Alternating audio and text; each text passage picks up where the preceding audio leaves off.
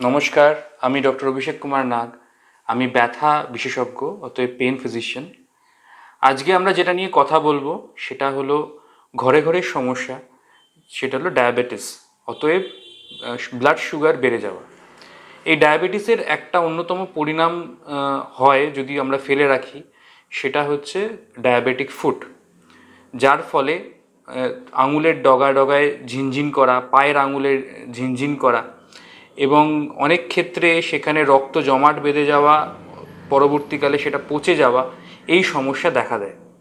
তো এই সমস্যার সমাধান বলতে গেলে সেখানে রক্ত চলাচল বাড়াতে হবে। এই রক্ত চলাচল বাড়ানোর জন্য আমরা কিছু ওষুধপত্র আছে যেগুলো আমরা দিয়ে থাকি রোগীদেরকে।